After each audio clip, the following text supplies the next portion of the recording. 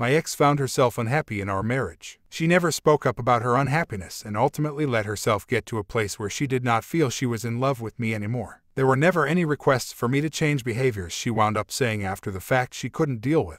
At this conclusion, she had an emotional affair at least. I discovered it through changes in her behavior. The phone always followed her everywhere. The shower, the bathroom, hid under her pillow, always within reach. She would quickly close her phone when I'd approach her. It was so obvious. She would never admit it to me. I did what I had to do and went through all her shit. Her phone, FB, Google history. Sure enough, it's clear it's not platonic. I confronted and we separated. She decided the day to do so was Thanksgiving Day. That's the day she was going to leave the home. 30 minutes before we are to be out the door to my family's Thanksgiving celebration, I start counseling to get myself sorted out. It was the best decision I ever made for myself. It helped me realize I'm not a man without faults. However, I also learned I'm willing to own those and work on them. I was never presented that opportunity. I was even willing to do couples counseling before throwing in the towel. She said it was useless because she didn't love me. We divorced after 2 months of separating and her staying at her affair partner's house for a month.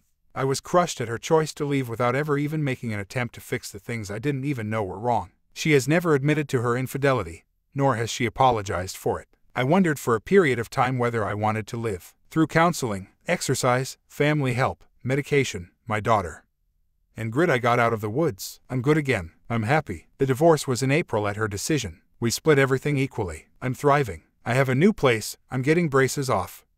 I'm in shape. I have a great job. And I'm meeting quality women. However, interacting with my ex brings me a step back oftentimes. I recognize my need for some boundaries with her regarding communication. I sent an explanation to her in writing a month ago that I need communication between her and I to be solely about our daughter. She has strayed from that request. We have equal custody of our daughter. She wanted to go on a weekend trip with her friends, so I agreed to alter some of our legally agreed upon times to have our daughter. She sent me a text that said we would hand off about 6 p.m. and she stated she was open to adjusting time if we need to. 2 days later I asked her if we could do more like 6:30 p.m. instead so our daughter could have dinner with me and my parents and I didn't have to inconvenience my mom, the person cooking dinner. I'm staying at their house post-divorce until next week. She said she would appreciate if we could eat earlier. I asked why. She replied, because we agreed on 6 p.m. I said no. My mom wouldn't alter her plans considering the infidelity and her behavior otherwise. I don't budge because I'm doing her a favor switching. It's my legal custodial time.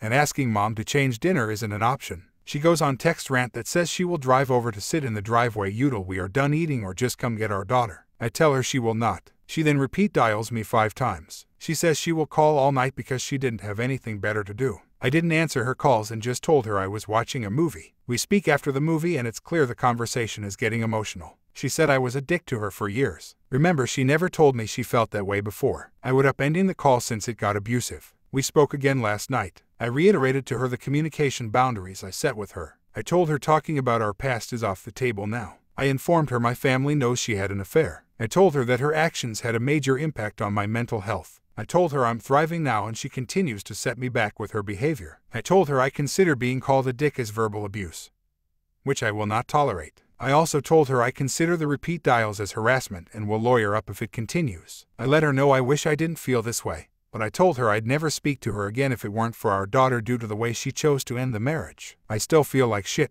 I feel like she needs to know what she did to me and how I feel about her as a result. None of it feels good. Edit. Wow, I'm overwhelmed by the support and consistency of the messages. Thank you all. I have a book to read and Grey Rock Communication to research. I also have debated if she is a narcissist, and I'm starting to think she may actually be one. Thanks again everyone. Edit 2. I got a lot of really great comments here. Much appreciated, kind folks. I wanted to share one piece of information I learned today. The trip my ex was going on ... the one I agreed to switch her time with so she could go, is with her affair partner. You guys nailed it. Total narcissist lol. Wife had 3-year affair with her college professor. She claims she was brainwashed by him. Hi everyone. This is a really hard post to write, but it feels therapeutic to write this out. Hopefully I can get some advice along the way. My wife and I have been married for almost 10 years. We're both in our mid-30s. A few years ago, she decided she wanted to go back to college and get her master's degree. We both thought it was a good idea. Our married life was great and we were both very happy. It was the happiest I had ever been. When she started going back to school, life obviously got busier because she had more on her plate. After a few months, her behavior started to change. She'd stay out later than normal to study at the university library, or she'd meet up with people from class for various projects. Sometimes, she'd forget something at the office and have to go get it, even though it was late. I had a feeling something was off, but I had no proof. Everything she said made sense. Sometimes, I would verify things or try to find inconsistencies. But nothing. Everything seemed normal. I just thought I was being paranoid. One Saturday morning, I sat down to check my emails. We share a home computer, which she sometimes uses for homework. I noticed she forgot to log out of her account from the night before. Before logging her out, I see tons of emails from one person.